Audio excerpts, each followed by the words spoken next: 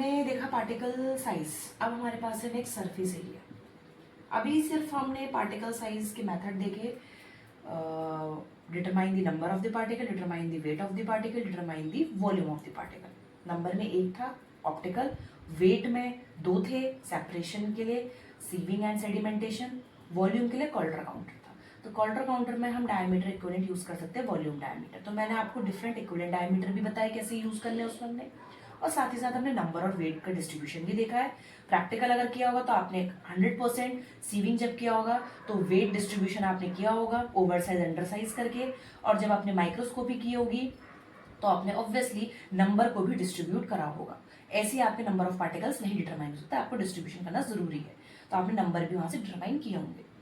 अब याद होगा अगर फंडामेंटल में जाए तो पार्टिकल साइज हमारा यही है जो हमने पढ़ना है इलेबोरेट करके। फिर हमारे पास दो चीज और होती है, एक होता है particle shape, particle size distribution, और एक सरफेस एरिया बोल सकते हो। पहले हम सरफेस एरिया के मेथड देख लेते हैं, ज्यादा कुछ नहीं है इसमें, दो मेथड सिर्फ हमने पढ़ने हैं इसमें आप लोगों ने। एक पढ़ना है एडजॉर्प्शन मेथड और सेकंड मेथड पढ़ना है एयर परमेबिलिटी मेथड।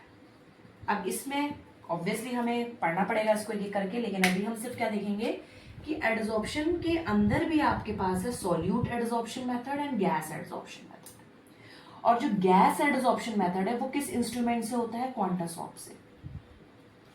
जो आपका गैस एडजॉर्प्शन है वो किस इंस्ट्रूमेंट से होता है, क्वांटासॉप। और इसमें जो इक्वेशन होती है वो होती है बेट इक्वेशन। बेट मीन्स होता है ब्रूनार, एमटी एंड टेलर थ्योरी कह सकते हो या इक्वेशन कह सकते हो। वो हम आपको इक्वेशन उसी टाइम बताएंगे जब हम पढ़ेंगे एडजॉर्प्शन। सॉल्यूट में हम यूज करते हैं एक एड्सॉर्बेंट पाउडर, ये भी हम उस टाइम समझाएंगे कि आप कितनी चीज ऐड कर रहे हो, फिल्टर आउट करके कितना एड्सॉर्ब्ड हो गया और कितना बच गया है। गैस एड्सॉर्प्शन में इंस्ट्रूमेंट का नाम क्या है, क्वांटासॉप, याद रखिए। और कौन सी इक्वेशन है, बैट इक्वेशन। नेक्स्ट है एयर परमेबिलिटी, इसमें आपको मेन याद रखना है फिशर सब सीव साइजर, जिसको हम FSSS भी बोलते हैं। ये किसका नाम है, इंस्ट्रूमेंट का नाम। और इसमें क्या होता है, इसमें पॉइजली इक्वेशन के थ्रू हम निकालते हैं कॉन्जेनी कार्बन इक्वेशन, ये याद रखिए, बहुत इंपॉर्टेंट है। Adsorption method to determine the surface area by using solute adsorption method and gas adsorption method. In solute adsorption method we use adsorbent powder because आपको याद होगा adsorption के अंदर adsorbate and adsorbent आता है, एक सरफेस होती है और एक सरफेस में लगने वाली चीज होती है, because adsorption is the surface phenomena. Gas adsorption means quantasop, it is an instrument, और इसमें कौन सी इक्वेशन यूज होती है, किस इक्वेशन से डिटरमाइन करते हैं, बैट इक्वेशन से।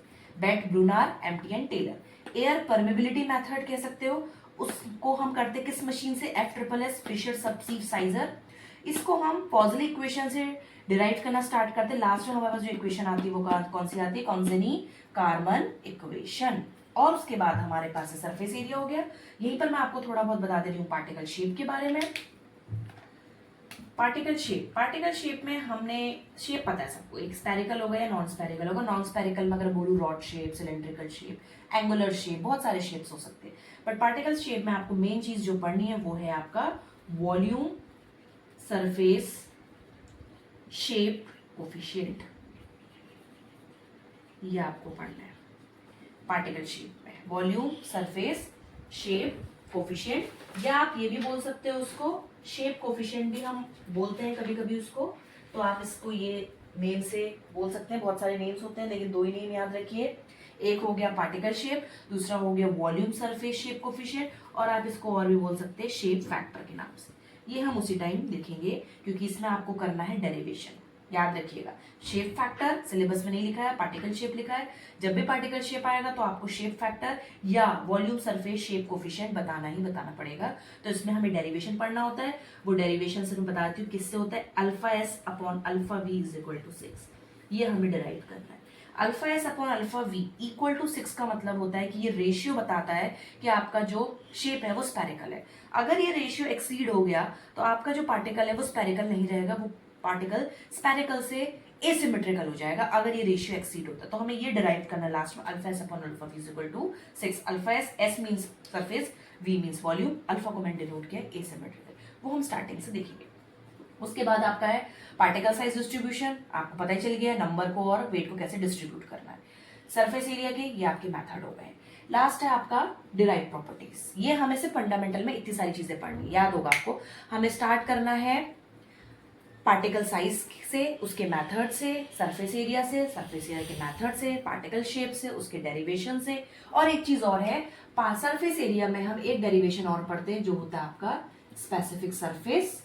और हमने इससे पहले जब पार्टिकल साइज के मेथड देखे थे उसमें हम एक डेरिवेशन और कर सकते हैं जो है आपका पार्टिकल, इसका अंदर नहीं आप कह सकते हो, पढ़ सकते हैं जब हमने नंबर डिस्ट्रीब्यूशन किया।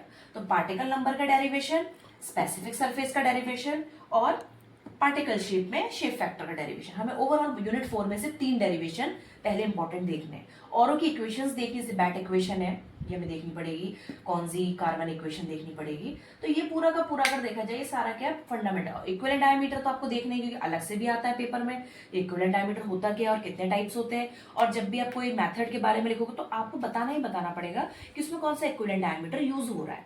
बहुत सारे इसमें इंस्ट्रूमेंट्स भी हैं, मशीन्स भी हैं, कह सकते हो एपरेटस भी है, बहुत सारी चीज। ये थोड़ा हट जाता है derived properties of powder. Derived properties of powder में अगर आपको याद रहेगा तो आपके पास कुछ नेम मैं बता देती हूँ एक बार और। डिराइव्ड प्रॉपर्टीज में आपको पढ़ना है फ्लो प्रॉपर्टीज। फ्लो प्रॉपर्टीज के अंदर आप बस याद रखिए angle of repose,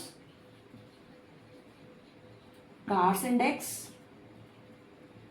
and hosteller ratio. ये सारा कुछ प्रेडिक्ट करता है किस चीज के लिए, फ्लो प्रॉपर्टीज के लिए, फ्लो प्रॉपर्टी के अंदर। फिर आपके पास है पैकिंग अरेंजमेंट। पैकिंग मींस क्या होता है, क्लोजली पैक्ड और लूजली पैक्ड। फिर है आपका porosity. Porosity means void spaces, inter particulate and intra particulate. और उसके बाद आता है डेंसिटी। अब डेंसिटी से अगर आपको याद आएगा तो आपने प्रैक्टिकल में किया होगा tap density and bulk density, true density. तो वही है, टैप डेंसिटी कैसे डिटरमाइन करते हैं, बल्क कैसे, density is equal to mass upon volume. बस लग जाएगा वहां पर क्या, बल्क, टैप और ट्रू और ग्रेनुलर। और लास्ट होता है आपका बल्कीनेस, वही पाउडर की बल्कीनेस क्या होती है। तो उसमें मेन चीज है फ्लो प्रॉपर्टी पता होनी चाहिए डिराइव्ड प्रॉपर्टीज के अंदर अलग से, क्योंकि फ्लो प्रॉपर्टी का अलग से क्वेश्चन आता है तो हमें 3 चीजें बतानी, इनकी टेबल्स बतानी, इनका फॉर्मूला बताना है। पैकिंग अरेंजमेंट में आपको क्लोजली एंड क्या कह सकते हैं आप, एक तरीके से क्लोजली एंड ओपनली पैक्ड बताना पड़ेगा। पोरोसिटी में आपको पार्टिकल्स के वॉइड स्पेसेस के बारे में। डेंसिटी आपको पता ही है, प्रैक्टिकली आप कर चुके हैं, इसमें आपको मास अपॉन वॉल्यूम को डिनोट करना है बल्क, ट्रू, टैप से। और लास्ट होता है आपका बल्कीनेस। तो ये सारा आपका जितना मैंने आपको बताया ये आपका एक इंट्रोडक्शन का लेआउट है। ये इंट्रोडक्शन ऐसा है कि आपके कहीं ना कहीं आपको 2-2 मार्क्स के पेपर में या एनलिस्ट करने के लिए कोई चीज आएंगी तो आपको ये बहुत फायदेमंद होगा। नेक्स्ट वीडियो में हमें आपको स्टार्ट करेंगे हम पार्टिकल साइज से। ऑब्वियसली हम फंडामेंटल प्रॉपर्टीज स्टार्ट करेंगे, वहां पर हम इक्विवेलेंट डायमीटर पहले हम देखेंगे। Thank you so much.